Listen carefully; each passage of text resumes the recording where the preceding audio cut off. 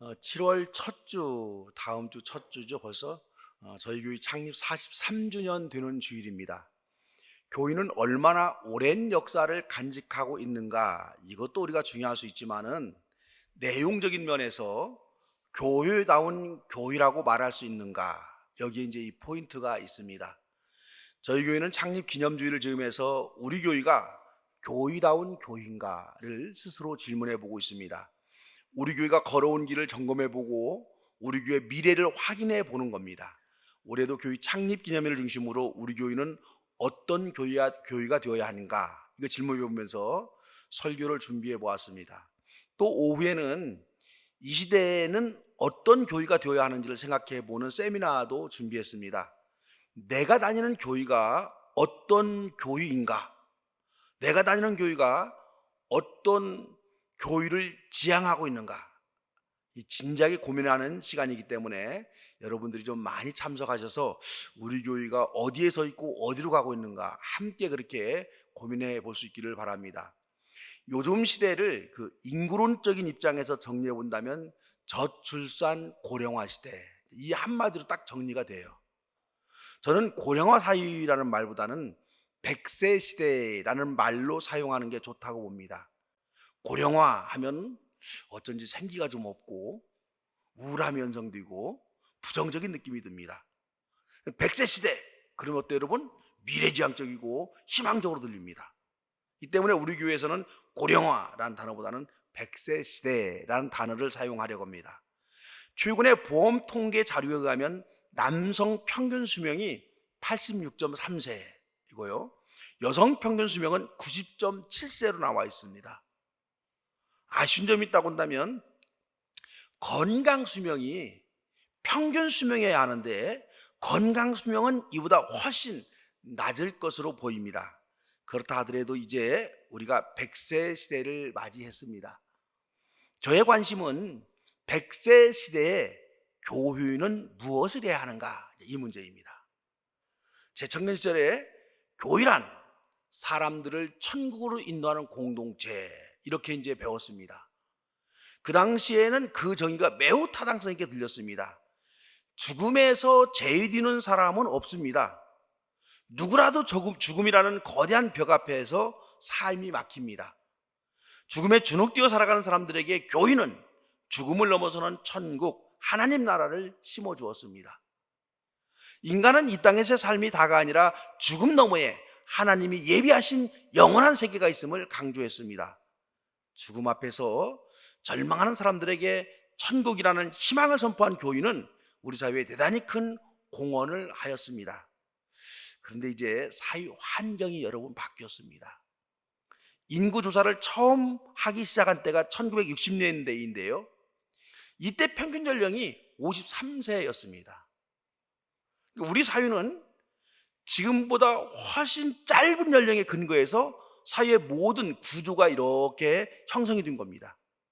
우리 교회 헌법은 우리 교회 헌법이 아니라 우리 교단 헌법으로 봐야죠. 우리 교회가 속한 교단 헌법은 1920년대에 제정됐기 때문에 그 당시 평균 연령은 알 수가 없지만은 환갑인 60대가 되면은요 축하한다고 온 동네가 잔치했던 그런 시기입니다. 동네에서 환갑 맞이하는 분이 몇 분 없었어요. 그보다 환갑보다 10년 후인 70세, 그 70세에 교회 재직의 은퇴 연령을 정했습니다. 이 말은 교회는 교인들의 60 이후의 삶에는 관심이 없었다는 뜻이에요. 재직이 은퇴한 70 이후의 인생은 이제 그냥 각자 도생하도록 교회의 구조도 그렇게 되어 있습니다. 그런데 이제는요 100세 시대를 사는 시대가 됐습니다. 100세를 살아가는 사람들에게 천국 못지않게 크게 다가오는 현실이 있습니다. 은퇴 후 30년, 40년이라는 긴 시간을 모든 면에서 내리막길 시간을 보내야만 합니다. 이 시기는 몸은 점점 더 쇠약해지고 활동력은 점점 더 떨어지고 정신적으로는 점점 더 이루어지고 경제적 활동이 점점 줄어들어서 더 이상 수입이 없는 시기입니다. 더 시간이 지나면 누군가에 의존해야만 움직일 수가 있고 누군가에게 피해를 끼치면서 살아갈 수밖에 없습니다. 누군가 도움을 받으며 살아야 하는 시기가요, 여러분 생각보다도 긴 시간 동안 이제는 지속이 됩니다. 100세 시대를 잘 준비하고 좋은 환경을 만들면요, 활기차게 우리가 살아갈 수가 있습니다. 하지만 준비하지 못한 사람들에게는 삶이 공허하고 하루하루가 대단히 지루한 삶의 연속이 됩니다. 이 시대에 교회가 사람들을 천국으로 안내하는 공동체로만 인식되면 교회는 역동성을 잃어버리고 매우 폐쇄적인 공동체로 축소되게 돼 있어요. 오그라들게 돼 있어요. 100세 시대의 교회는 어떤 구원을 선포해야 될까요? 이게 이제 요즘 제가 고민하고 있는 그런 그 고민의 문제입니다. 오늘 신약 성경의 본문은요, 교회에게 주어진 사명이 무엇인가를 분명하게 말하고 있습니다. 교회의 사명은 시대가 달라지고 환경이 달라져도 동일합니다. 부활한 예수님이 제자들과 한 자리에 모여서 승천하시기 직전에 나눈 대화가 오늘 본문입니다. 제자들이 던진 질문은 당돌하지만 대단히 정직한 질문입니다. 주님께서 이스라엘 나라를 되찾아 주실 때가 바로 지금입니까?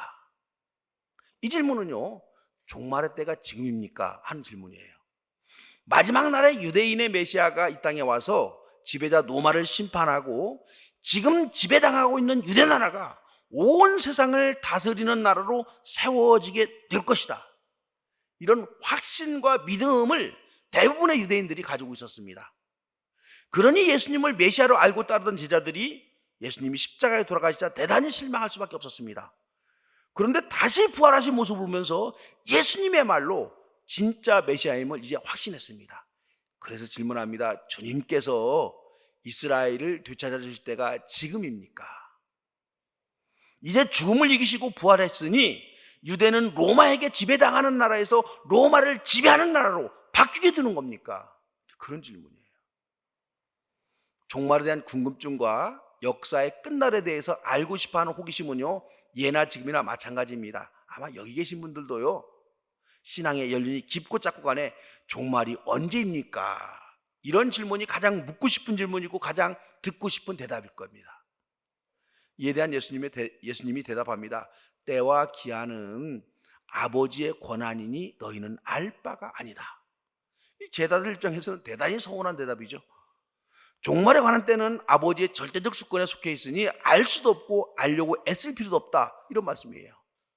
때와 기한은 하나님께 속한 절대적 주권이기 때문에 인간은 그 누구라도 알 수 없는 사안임을 일깨워줍니다. 다만 제자들이 해야 할 중요한 책임, 사명을 말합니다. 부활하신 예수님의 증인이 되라, 내 증인이 되라, 사명을 주십니다. 종말의 때와 기한은 하나님 아버지께 맡기고 너희는 예루살렘과 온 유대와 사마리아에서 그리고 마침내 땅 끝에까지 이르러 내 증인이 되라, 그렇게 명령하십니다. 예수님의 증인이 되는 것, 이것이 교회의 근본 사명입니다. 예수님의 증인, 모든 사람들을 예수 그리스도의 이름으로 보살핌, 이것이 교회의 근본 사명입니다. 교회는 땅끝까지 이르러 예수님을 메시아로 증언하는 증인 공동체입니다. 교회가 존재하는 이유는요, 땅끝까지 예수 그리스도의 증인이 되려고 존재하는 겁니다.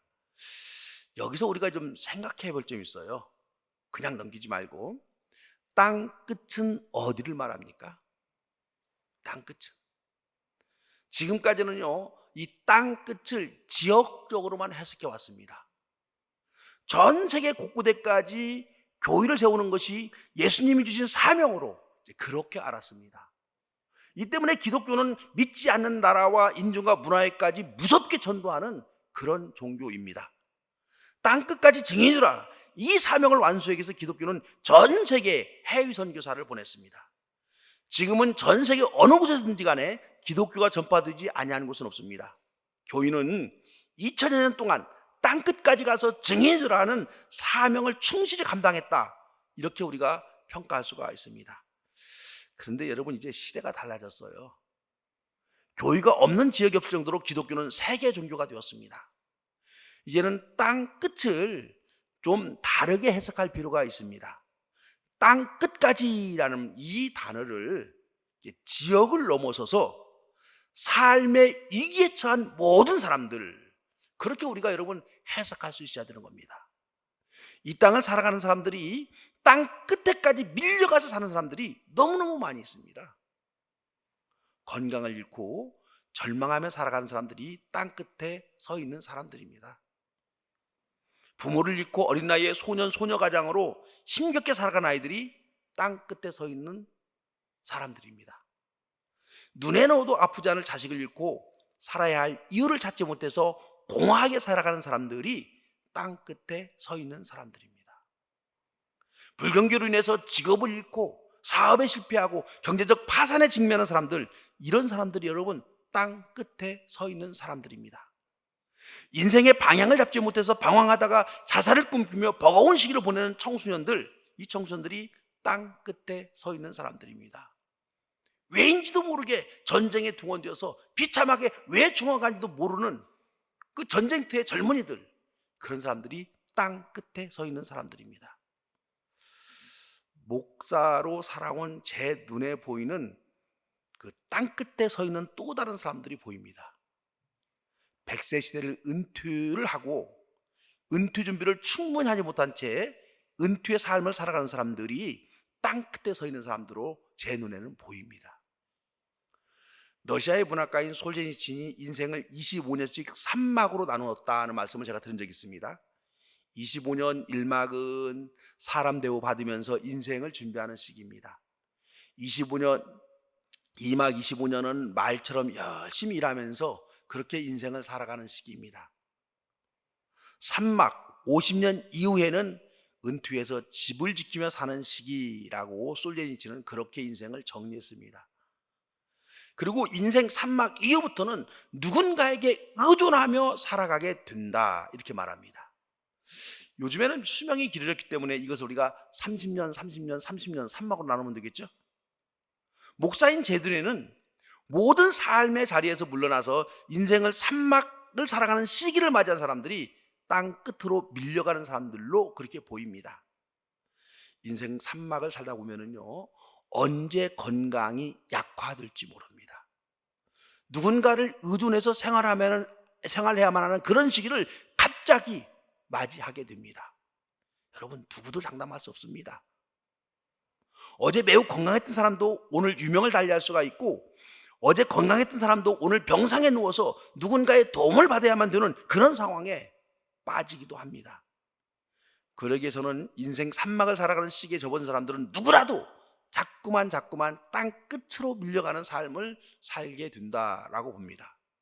교인은 다음 세대에게도 희망이 되어야 하지만 인생 3막의 시기를 맞이한 사람들에게도 여전히 삶의 이유와 희망을 주는 그런 공동체가 되어야 됩니다. 천국으로 인도하는 희망 외에도 땅 끝에 서 있는 사람들에게 구체적으로 생활적으로 구원의 기쁨을 주어야 교회라고 말할 수가 있습니다. 대체적으로 은퇴를 설계를 말하는 사람들의 강의를 제가 이제 여러 번 들어보니까는요, 은퇴 후 인생 3막을 살아가는 데는 3가지가 꼭 필요하다, 이렇게들 말합니다. 첫째는 건강, 둘째는 경제, 세 번째는 외로운 시간에 함께할 친구, 이렇게들 말을 합니다. 저도 이 말에 충분히 동의합니다. 그런데 저는 이 3가지 외에 한 가지가 더 있어야 은퇴한 후에 행복한 인생을 살아갈 수 있다라고 생각을 합니다. 4번째는요, 이 얘기를 하는 사람은 아마 아무도 없더라고요. 아마 목사니까 이게 이제 이런 게 발견됐을 거예요. 4번째는요, 삶의 의미입니다. 인간은 동물적인 존재를 넘어서서 정신적인 공허함이 몰려오면요, 이게 더 괴로워요. 이게 더 괴롭습니다.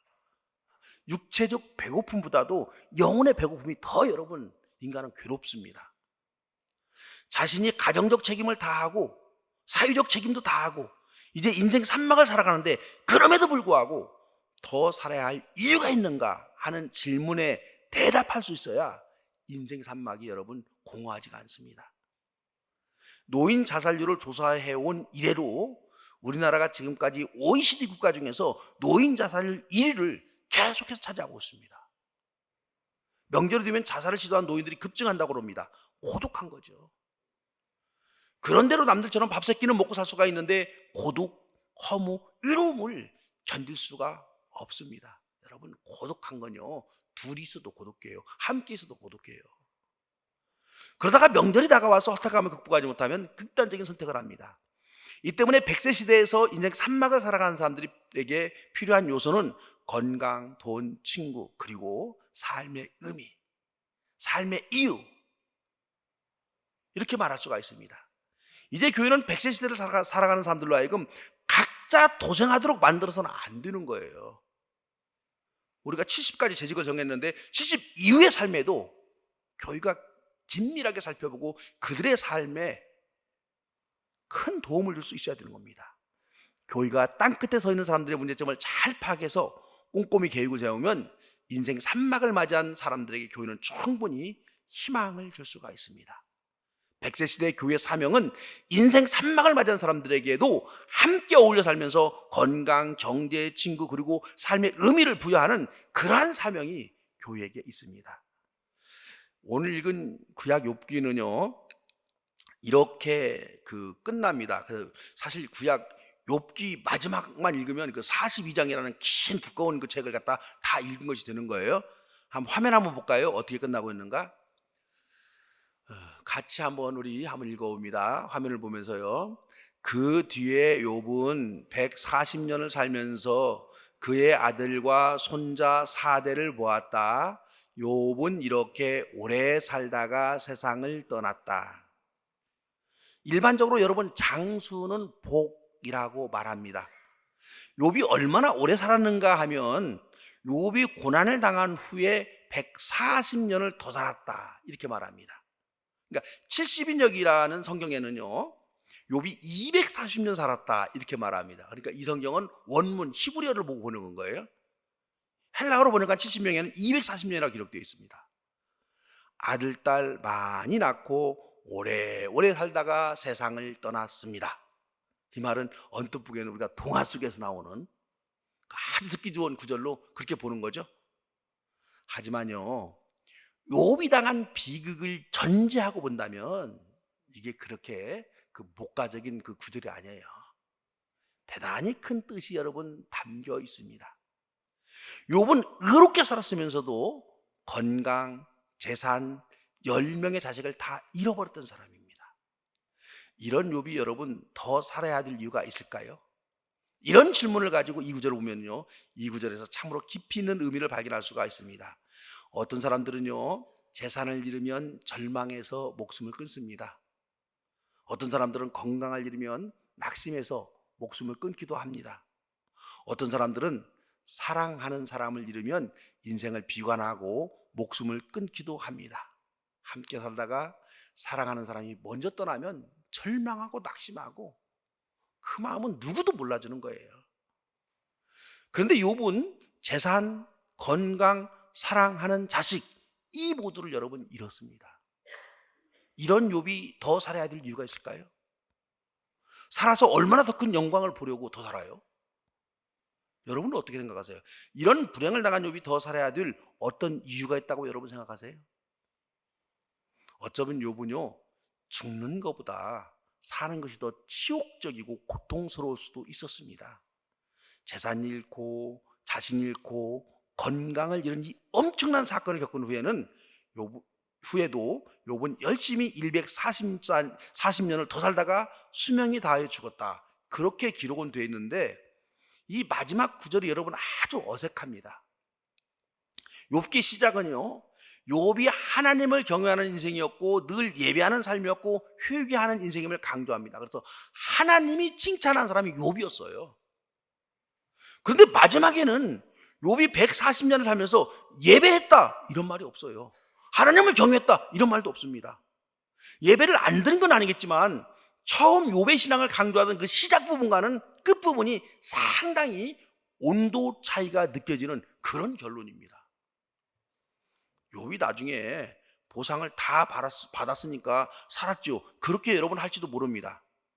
재산의 보상과 건강의 보상, 그것은 보상이 되기도 하고 회복이 될 수가 있습니다.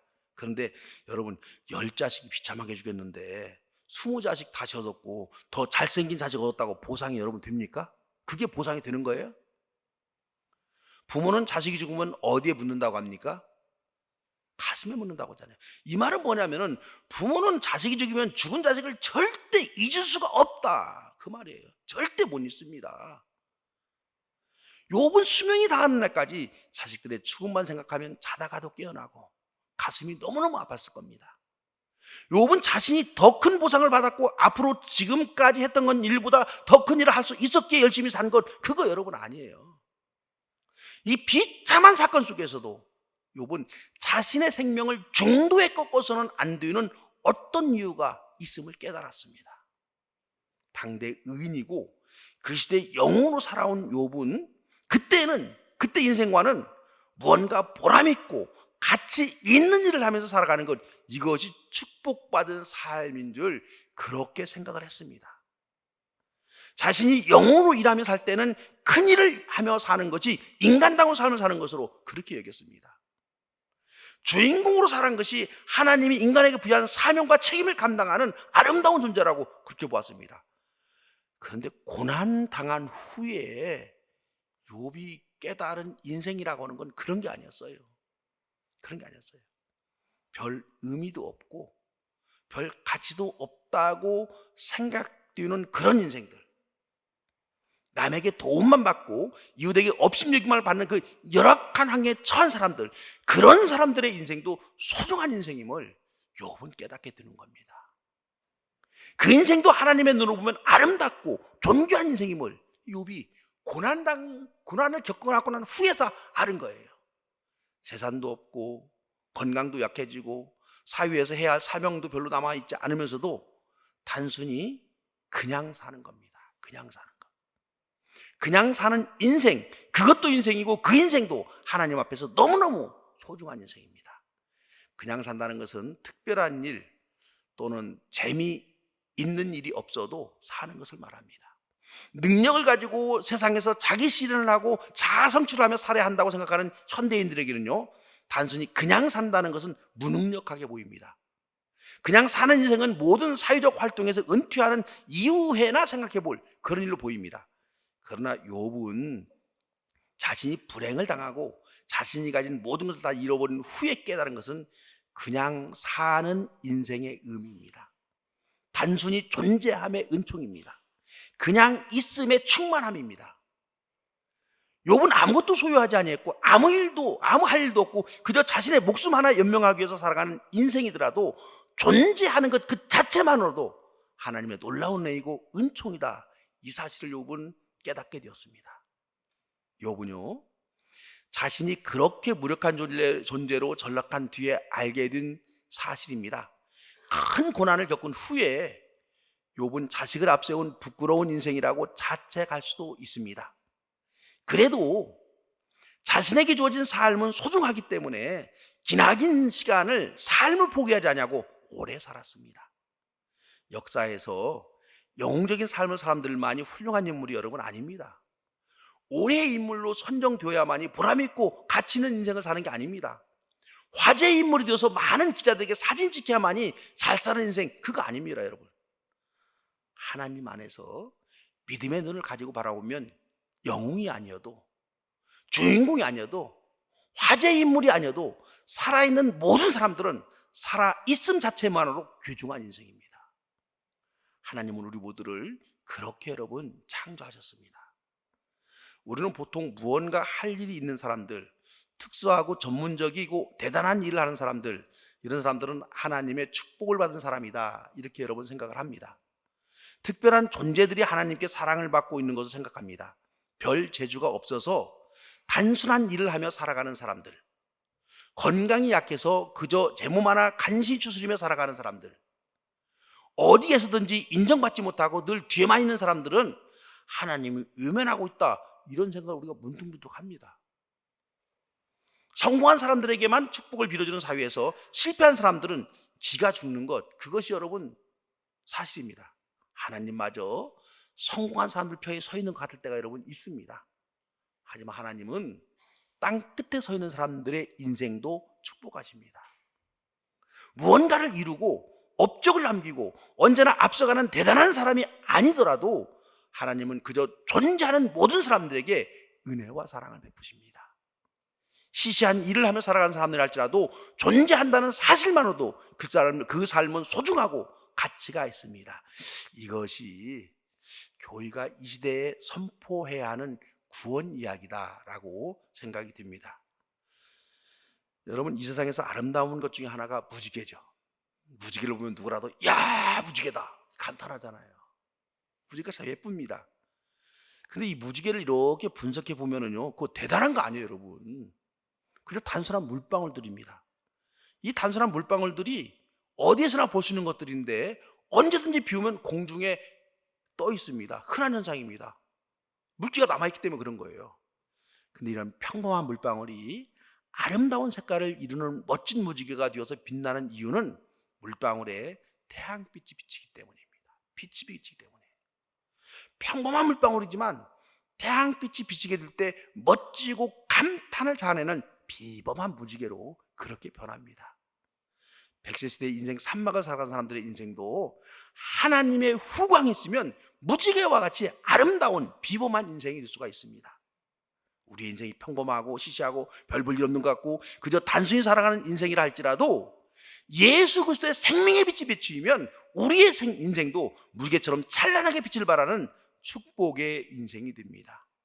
교회는 백세시대를 살아가는 사람들에게 무지개의 비범한 인생을 살아갈 수 있도록 고민하고 기도하고 계획을 세워야 합니다. 이것이 백세시대에서의 교회 사명이다. 저는 이렇게 보는 겁니다. 우리 교회는 교육하는 교회라는 슬로건을 내걸고 다음 세대를 품고 양육하는 교회로 그렇게 달려왔습니다. 이와 동시에 이제 우리 교회는 100세 시대를 맞이해서 땅 끝으로 밀려갈 수밖에 없는 인생 산막의 사람들에게도 예수의 증인으로서 희망을 주는 교회가 되어야 합니다. 저는 우리 강림 가족들 모두가 해질녘의 노을과 같이 황혼의 아름다움을 발산하다가 주님 품에 안기는 그런 인생을 살았으면 좋겠습니다. 내 인생은 인생 산막의 마지막 끝을 향해 가고 있다 할지라도 황혼의 멋진 아름다움을 발산하는 그런 인생이었다. 이렇게 우리가 회고할 수 있으면 좋겠습니다. 저희가 이런 인생을 살아갈 수 있도록 후광이 되어줘야만 합니다. 우리 강림교회를 통해서 인생 산막이 인생 1막 2막 못지않게 행복하고 아름다운 멋진 인생이 되시기를 주의 이름으로 축원합니다. 사랑해 주님, 시간이 너무도 빠르게 흐르기에 우리의 삶이 허무함을 가끔씩 느낍니다. 하지만 주님, 우리 인생은 처음부터 끝까지 하나님이 허락하신 축복의 인생이요, 은혜의 인생이요, 가치 있는 인생, 의미 있는 인생임을 우리로 하여금 깨닫게 하여 주시옵소서. 43년 된 강림교회가 100세 시대의 희망이 되는 그런 교회로 자리 잡게 하여 주시옵소서. 예수님의 이름으로 기도합니다.